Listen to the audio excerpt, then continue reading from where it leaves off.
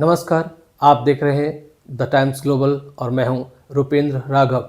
बिहार विधानसभा चुनाव 2025 के लिए दोनों चरणों का मतदान खत्म हो चुका है। 243 सीट पर इस बार दोनों ही चरणों में बम्पर मतदान हुआ। मतदान के बाद अधिकतर एग्जिट पोल ने बिहार में एनडीए को फिर से सरकार बनाने का अनुमान जताया है। 14 नवंबर को आने वाले नतीजों में अगर ये एग्जिट पोल सही साबित होते हैं तो यह साफ हो जाएगा कि महिलाएं इस चुनाव में अहम फैक्टर साबित हुई हैं।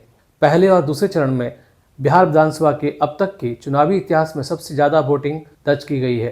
6 नवंबर को पहले चरण के तहत 121 सीटों पर 65% से ज़्यादा मतदान हुआ।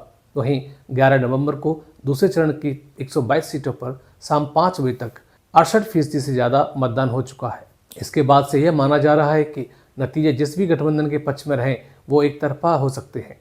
महिला वोटर नीतीश कुमार के लिए महत्वपूर्ण फैक्टर रही हैं। पिछले कार्यकालों में नीतीश कुमार की महिला हितैषी नीतियों ने उन्हें मुख्यमंत्री की गद्दी पर आसीन होने में मदद की है। इस बार भी नीतीश कुमार को महिला वोटरों को रिझाने में कोई कसर नहीं छोड़ी। मुख्यमंत्री महिला रोजगार योजना के तहत नीतीश कुमार ने बिहार की लाखों महिलाओं को खाते में 10-10 हज़ार रुपये की राशि भेजी है। आज आई एग्जिट पोल्स अगर सही साबित होते हैं तो यह माना जाएगा कि नीतीश कुमार महिला वोटरों पर अपनी पकड़ मजबूत बनाने में सफल रहे। हालांकि तेजस्वी यादव ने भी एकमुश्त रकम देने का भी वादा किया है। जब चुनाव ने यह जोर पकड़ा तो महागठबंधन इस बात को लेकर मुखर था कि क्या एनडीए नीतीश कुमार के नाम की मोहर लगाएगा।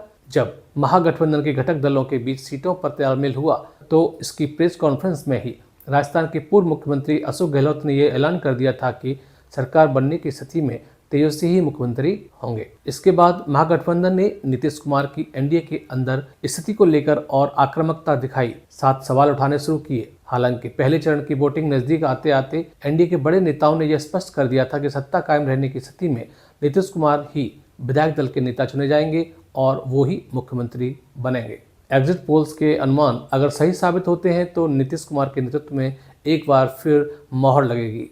नीतीश कुमार को टक्कर देने के लिए तेजस्वी यादव ने इस बार लोक लुभावने वादे किए। नीतीश कुमार की योजना की काट में तेजस्वी ने महिला वोटरों को रिझाने के लिए जीविका दीदियों की सैलरी 10,000 से बढ़ाकर 30,000 करने का भी ऐलान किया था। इसके साथ ही जीविका दीदी के सभी कैडर का 5 लाख का बीमा, संविदा कर्मियों को स्थायी करने का वादा, इसके अलावा माँ योजना, एम से मकान, ए से अन्न, ए से आमदनी करने का ऐलान किया था।